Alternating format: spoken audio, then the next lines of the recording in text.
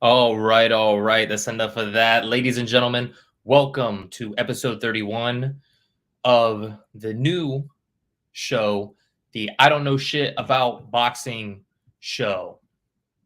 And I decided to name it that, to kind of go along with the famous quote of Mr. Roger Mayweather when he said, most people don't know shit about boxing. And I believe it's true.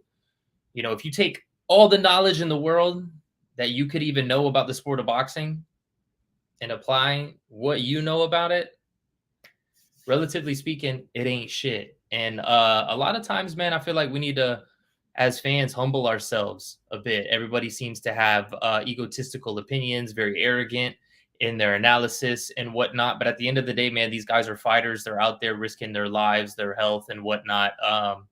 So let's have a little more respect and be a little bit more humble in our analysis, because we can pretend we know everything in the world, but at the end of the day, the opposite ends up happening. And it just really reinforces my point that, we don't know shit about boxing, and I don't know shit about boxing. So that being said, make sure you hit that subscribe, you hit that like button, and subscribe to the show. You know what I'm saying? So today, want to talk about the business of boxing, and who else to talk about the business of boxing than myself, Ray the Business. You would think this would be a topic, considering the nickname and everything, that I would actually want to, go down the road of indulge into, but it really isn't. You know what I mean? This is one of my least favorite things about boxing. It's the business of boxing. And I want to ask the question, is the business of boxing ruining boxing? There's so many times where we see fights that should be happening and they end up not happening, or they just get stalled or over marinated. Marination has been a huge thing in boxing. I know boxing took, I felt personally, and some people don't want to admit it, but I felt, you know, the backlash and even the casual response. Because remember, casuals are the ones that drive the market. You know what I mean? Hardcore fans are going to pay for it, but casuals are the one that drive numbers. So you have to get the casual fans intrigued. That being said, when Mayweather Pacquiao, was 5 years too late, that put a big, and then the fight didn't live up to what it was, or what it was billed as. That put, you know, definitely a hurt on boxing. Since then, we haven't seen very many $1 million pay-per-views. We've seen some stars like Canelo Alvarez do it or get close. Mike Tyson had to come back in order to get $1 million pay-per-view. Floyd Mayweather did it himself versus Conor McGregor. But other than that, and then Floyd Mayweather again, I think with Logan Paul, broke 1 million. But other than that, we haven't really seen much. Those pay-per-view numbers haven't been there. And that just, makes me want to go down the road a little bit further when we talk about the business of boxing. There's a few fights right now that I don't even want to say are on the horizon, because there's a chance that they might not even be there. We look out into this horizon of the boxing landscape, and 2021 was pretty good to us. 2022 has been pretty good to us so far. October, we're looking like a pretty good October. We got the Kambosos versus Haney rematch, whatever you think about that fight.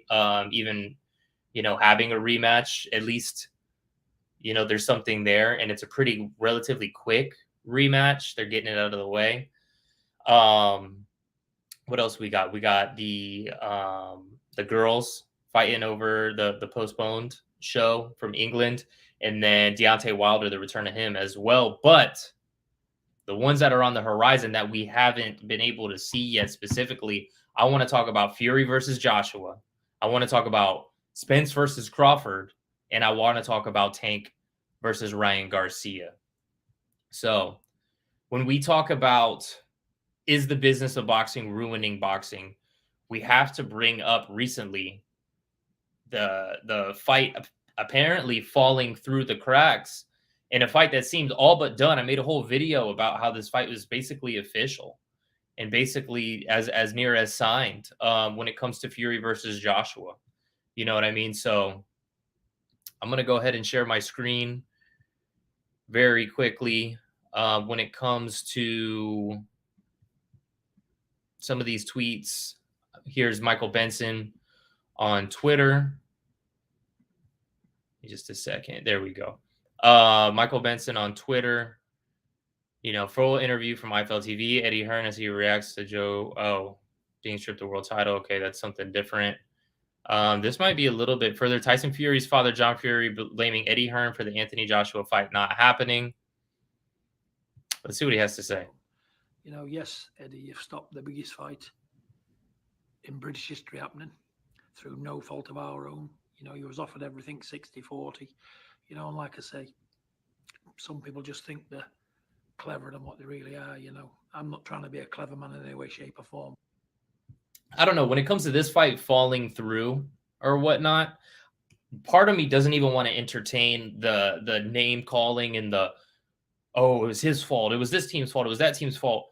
In the past, when it's come to Anthony Joshua, especially when it was with Deontay Wilder, I never thought he really wanted that Deontay Wilder fight. I thought they were marinating that fight, especially given how they wanted him to have that U.S. debut, which he fell short against Ruiz and has been kind of picking up his career ever since. When it comes to that, I've never really been on the side of them. Since then, I've tend to really like Eddie Hearn and the direction he's going in the sport of boxing. Obviously, he represents his own fighters, so he's going to say what he needs to make his own fighters look good.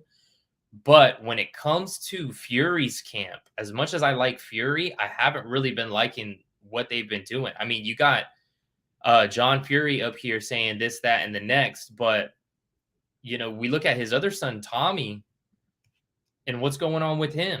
You know what I mean? We look at what's going on with this fight.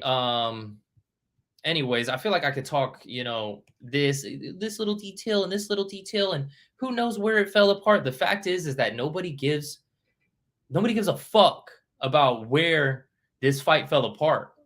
Oh, whose fault is it? This and that. People just want the fight to be made. This was a fight that made sense, even though it wasn't like the most making sense fight.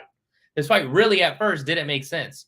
But as we kind of got accustomed to the idea that this fight's actually going to happen, we thought, damn, actually, this fight does kind of make sense, right? The real fight that makes the most sense is Fury versus Usyk for the undisputed title. Usyk's obviously dealing with a lot right now. Says, hey, listen, I'm not fighting until the beginning of next year. Fury wants a quick turnaround, even though he was retired. Another reason that makes me lean into the direction of not really believing Fury in all of this, because for the past however many months since he fought Dillian White, he's been kind of fibbing to the public this whole time. So how can we take your word as truth now? I don't want to directly say like, oh, he's lying to all of us, because maybe it is what they're saying, but it's a hard sell now for us to believe you after you've been sitting here saying, I'm retired, I'm never coming back, telling Piers Morgan I'll never box again. And then next thing you know, I want to box December 3rd. So anyways, yeah, you know what I mean? They offer Anthony Joshua the fight. Really, Joshua shouldn't be taking the fight, coming off of 2 losses, but a chance to be able to fight Tyson Fury, a chance to be able to fight for that WBC title that he's never fought for. Why would you not take this fight? It's huge. It would be the biggest fight in British boxing history. I mean, we saw how big Fury versus Dillian White was, and Dillian White isn't even that big of a name. I guess maybe in England or whatever, but he's not Anthony Joshua. You know what I'm saying? So nobody wants to see, we got Fury talking about, I'm going to fight Derek Chisora for a 3rd time. Mate, nobody, like when you talk about nobody, literally nobody, Fury, I'm going to fight Derek Chisora for a 3rd time. Bro, nobody's trying to see that at all. Not one person wants to see that fight. So it's going to be one of those things, man, where if that fight were to happen, Fury versus Chisora 3, I'm such a fan. Like, I'm going to watch it. But as a protest, I should say, no, I'm not going to watch that. But chances are I'll watch it anyways. If it was a pay-per-view, certainly they would not be getting my money at all. But yeah, here's my biggest thing when it comes to Fury versus Joshua being off, and then who we're going to believe, right? Because Fury's putting on these deadlines. You have to do it by this date, this date, this date. Is a very complex contract from what I understand. They have to get the biggest thing is the distributors, the TV distributors. deal, and it seemed like that was the direction they were going in. I don't know how this like isn't being allowed to move forward, but here's something that I want to bring up. When we look at, Tyson Fury's always had kind of mental issues. I don't want to say he's having mental issues right now, but when we talk about what's going on in his life, I'm just going to play this video. You look at his body language and whatnot. This was over last weekend at the Joe Joyce fight. And you tell me what you think is going on with Tyson Fury. Final question for you. You've said that you want the deal with AJ to be done by the end of Monday. Monday is the deadline. If they don't sign the contract by Monday, he's out the window, and he'll be exposed for the shit he is. Monday. Deal with. Final question for you. You've said that. Final question. All right. Yeah, man. I don't know what to even say about that. So, it is what it is. If that fight doesn't happen, man, that's a huge L for the sport, because you can't just sit here and dangle that in front of us. You know what I mean? So huge, major L. But yeah, when we talk about, is the business of boxing ruining boxing? Another fight that comes to mind is Spence versus Crawford. This is a fight that should have happened. You know what I mean? Obviously, one being with Top Rank, one being with PBC. You understand why it hasn't. And I guess when it comes to the marination of things, this is an instance where it's marinated into perfection, in the sense that now Errol Spence has collected all the titles on the PBC side, where if they fight, it will be for the undisputed welterweight championship, all the marbles on the table, and the Ring Magazine title. And now Terrence Crawford finished out his contract with Top Rank. So now he's a free agent. So tell me, why is this fight not happening? Can somebody explain to me? And honestly, it's a bit of a rhetorical question, because somebody could be like, well, this is what's happening, and this and inform me, remember, I don't know shit about boxing. You know what I'm saying? So please inform me. But at the end of the day, it's like we could say all of these reasons and whatnot, but there's certain times where there's reasons, and then there's times where there's just straight up excuses. You know what I mean? And I'm not trying to hear it, bro. Straight up. So I'm seeing reports, Spence versus Crawford. Give me just a second. I'm gonna look this up. Spence versus Crawford was supposed to happen on November 19th, but there's a contract dispute. Let's go ahead and check out this article by Forbes. It is titled Errol Spence versus Terrence Crawford. Excuse me. Dream fight in jeopardy because of contract dispute. This is a bummer if you're a boxing fan. The dream fight of Errol Spence Jr. versus Terrence Crawford for the undisputed welterweight championship could get called off if a nagging contract issue isn't resolved soon, according to ESPN's Mike Coppinger. Mike Coppinger, sometimes he's good, sometimes he's not. It's all right. That's the thing, though. You know what I mean? I wouldn't want to be with this. What I'm doing here is I'm not trying to be a Mike Coppinger. I'm not trying to break the news, whatever. I'm trying to just talk about current events, chat about it and whatnot. But the life they live is you're always trying to break the story, and sometimes you get wrong, and then you get nicknames and whatnot. The pay-per-view bout slated for Las Vegas will miss its previously agreed upon date of November 19th and could get bumped back to December or January, or who knows when. The deal had Crawford earning a smaller piece of the financial pie. The hang-up now, according to Coppinger, Crawford, quote, wants transparency in the regards to event expenses because the terms say nothing of guaranteed money. Ah, that makes sense. As a promotional free agent after splitting from Top Rank, Crawford will earn a net revenue percentage, so he will be requesting the power to approve all expenses. Now, I guess I can understand where, there could be some issues with that. You know what I'm saying? But here's the deal, man. When it comes to negotiation disputes, I have to kind of look at the past and I have to look at the big picture. And when I look at, okay, what's going on, this is PBC. You kind of look at, I want to say they've done a very good job at getting the fights that they need to for their fighters in-house. But there are recent examples of when that isn't the case. For example, David Benavidez. He hasn't really gotten a huge fight. They keep calling for this Canelo fight, but there's other in-house big fights that you could make that hasn't happened yet. So, let's see that happen. And Jermall Charlo, since he's went to 160, has done fuck all with his career. No offense.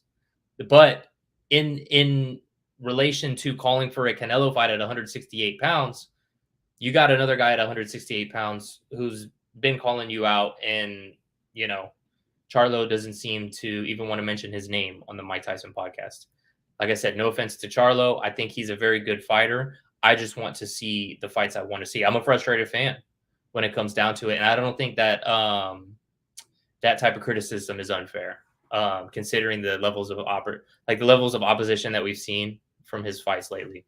So that being said, you look at, speaking of Canelo, we look at the contract dispute that Canelo had even becoming undisputed. He became undisputed under the PBC banner because he had a 1-fight deal with them. They were trying to sign him for 3 fights.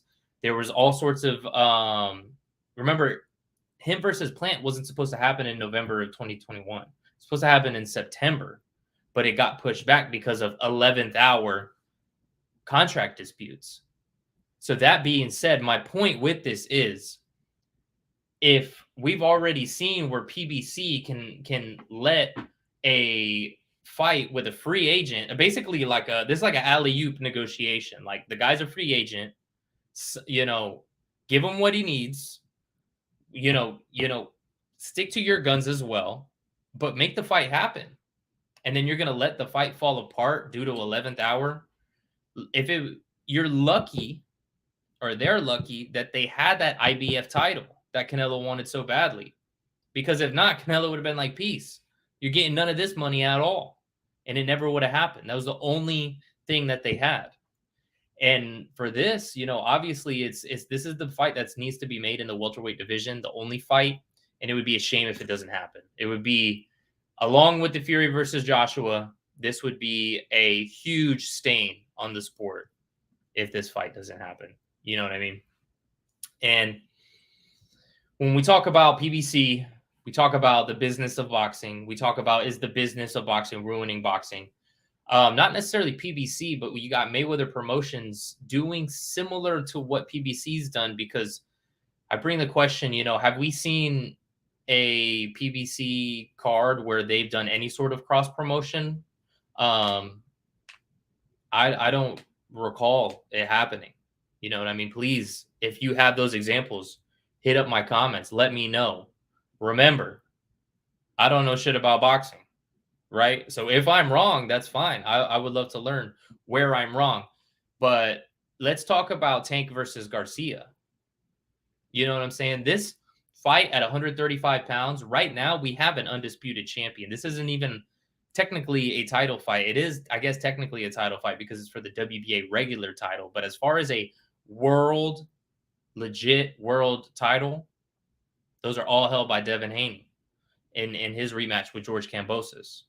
We have a lot of big names in the lightweight division, but I feel like the biggest fight right now that can be made in the lightweight division doesn't involve the undisputed champion. It doesn't involve the previous phenom in Vasily Lomachenko, High Tech, Matrix. I feel like it involves Tank and Ryan Garcia. And this is a fight that, if this fight isn't made, is another huge stain on the sport. I don't want to hear about negotiations or this or that. Garcia is represented by Oscar, for what I understand he still is. I feel like Oscar, since he's become a promoter, has been involved in some shady dealings, possibly.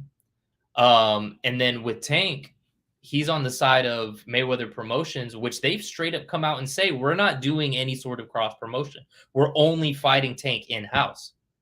This guy is 27 years old, man.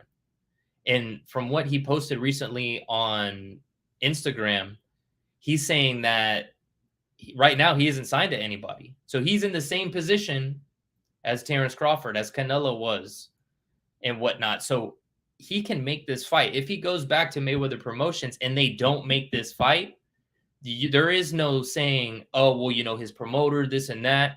We as fans have to be the ones that direct the market and say, listen, guys, we're not paying for this shit no more. Because as a Tank fan, if you are a Tank fan, I'm a Tank fan too. Don't get it twisted. I don't want to make it sound like I'm talking shit about the guy. I appreciate Tank's skill set. I think he's very exciting. I think not only does he have power, but he can box as well. He's shown it across multiple weight classes. I think Tank is the real deal. But if you're going to be the real deal, you have to put it on display against the best in the world. There's so many people that have Tank as their number one in lightweight division based off of the eye test. How can we sit here and base it off of the eye test? Go out there and win these other titles, or at least call for the fights. You know what I'm saying? Because if we are looking, or let me go back to my previous point. If you are a Tank fan, since he's made his pay-per-view debut, you have now purchased 4 pay-per-views at $75 a piece. You have now spent $300 to watch Tank fight for the past 2 years against opponents that nobody asked for. I know I sound harsh in my delivery. I'm just a frustrated fan bringing to the light why this business of boxing hurts boxing. And we've seen other models in other sports that sell pay-per-views on Saturdays be able to make the fights like that. And people watch that. That's where the casual market is going. Because they don't want to hear about politics. They don't want to hear about bullshit. Because when we talk about the politics of boxing, it's not just, oh, the ABC bodies and this and that. No, it's these promoters that are being politicians, because politicians are full of shit. And they are lying to our faces. They're lying, saying, oh, you know, this guy did this, this guy did that. So that's why when it comes down to all of this, I could sit here and make this huge informative video about, you know, oh, the breakdown and who's really at fault in the dispute in the contract. Who gives a fuck whose fault it is? Make the fight happen, bro. I guess if it is really one side's fault, it's good to know so that as fans in the marketplace, we can direct our money, our attention elsewhere and kind of protest them and make sure, hey, listen, we're not going to consume your content, and the market will be driven another direction, because the market usually drives the direction and speaks for itself. But as you notice below, Tank versus Garcia, who knows what's going on with that? I wouldn't be surprised if Tank goes and fights the guy who just beat up Valenzuela. You know what I mean? Like, they're running out of guys, or it's at this point, it's either you fight Garcia in a huge fight, in a fight that honestly I feel like Tank could win. If I'm picking a favorite, I would pick Tank. I'm not saying Garcia can't win. I'm not saying I'm not a Garcia fan. I like Garcia a lot. I feel like Tank has way more dimensions. This is a different topic. It's either you fight Garcia or you rematch Cruz. And after seeing Cruz's last performance, damn, you know what I mean? And when Cruz fought Tank, he was coming off of what? Like 11 days notice or something?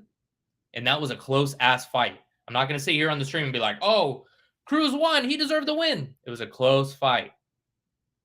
But you got basically 2 options. And one of them, you know, you got some fans that will accept that and say, hey, yeah, let's see that Cruz rematch. But really, the top priority fight is Ryan Garcia, especially how much shit y'all are talking back and forth to each other. So don't confuse my energy for ignorance, for disrespect.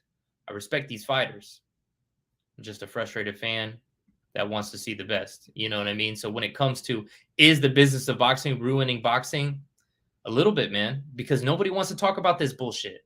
Nobody wants to talk about, oh, you know, Fury saying there's a deadline, and oh, they need to make the fight, and oh, Crawford versus Spence still hasn't happened, and is Tank gonna fight Garcia? We're just talking in circles. We're like dogs chasing our tails with all of this. But what do you think? Is the business of boxing ruining boxing? Especially when we have other sports that are selling pay-per-views in a combat sport on the same exact night, sometimes head-to-head with these boxing pay-per-views. And in their model, they seem to be able to get it right. You know, people could be, oh, well, the pay, you know, the pay. Bro, at the end of the day, they're giving the fans what they want. So over time, we're going to see. And I think I'll make a part 2 to this to really break down that question. But we'll see. That being said, let me know what you think. Until next time, guys, make sure you like and subscribe. Hit that. I appreciate anybody who's listened to this. And remember, most people don't know shit about boxing. I don't really know shit about boxing either. You know what I mean? So it is what it is. Guys, thank you so much. Until next time.